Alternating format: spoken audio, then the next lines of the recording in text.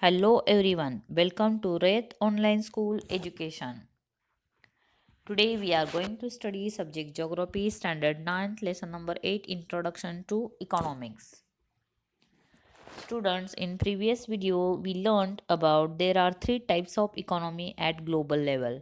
First is capitalistic economy, second is socialistic economy and third is mixed economy. We have learned about capitalist economy, private ownership and management of means of production.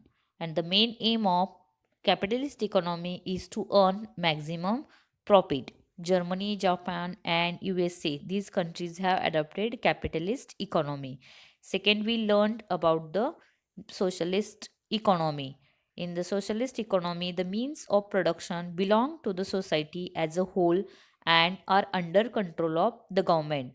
And the main aim of socialist economy to achieve social welfare. China and Russia have adopted socialistic economy.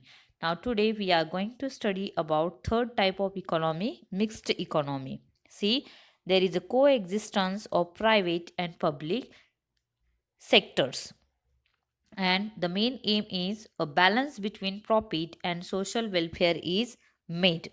India, Sweden, the UK have adopted this type of economy. Means India, Sweden and the UK have adopted mixed type of economy. And in India, the mixed type of economy is there because there is a coexistence of public sector and private sector in the Indian economy, and the ownership and the management of means of production are divided in between the government and the private individuals. The private sector undertakes production for the profit motive, whereas the state tries to achieve social welfare. In this way, we have two features of the both capitalist economy and socialist economy. That's why India has mixed type of economy. See, next, factors affecting an economy. See, which are the factors are given in the textbook. First is the political sovereignty, second occupations, third population, and fourth geographical and natural resources. These are the factors affecting an economy. Occupations, three types of occupations have shown there: primary, secondary and tertiary occupations. You can see, yeah, observe pie chart, because primary sector, secondary sector and tertiary sector also contribute in GDP. These are the also affecting the economy of country. Population, quality of population is also important resource for the economic and social development of the country. Next, geographical area, that is the physiography of the country and natural resources are also affect in the economy. Next is given, Adam Smith is known as the father of economics. In his book Wealth of Nations, published in 1776, he has defined economics as the science of wealth. Adam Smith is known as father of economics, and in his book Wealth of Nations he described that the science, economy as the science of wealth.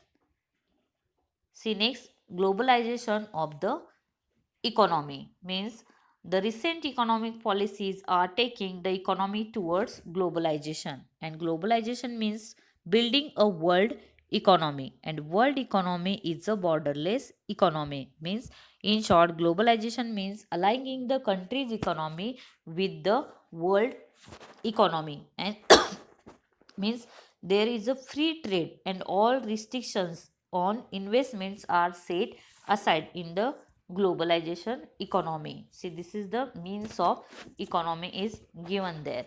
See next, the functions of an economy. See, what are the functions of an economy? First, deciding the product and quantity of its production. First function of the economy is deciding product and how much that things, yeah, production should be taken in a country, because every country has a different economy, and nevertheless the main functions of an economy are similar. Some of the main functions of the economy are given here. First is given, deciding the product and the quantity of its production. Means how much which things are produced and what is the quantity, how much that things are produced in the country, and the minimize the production cost as much as possible. This is also one of the important function of economy, to minimize the production cost. Third, distribution of national income according to social and economic justice. Next, making appropriate provision for the economic needs of the future. Means here, to make appropriate provision for the economic needs of the future generation.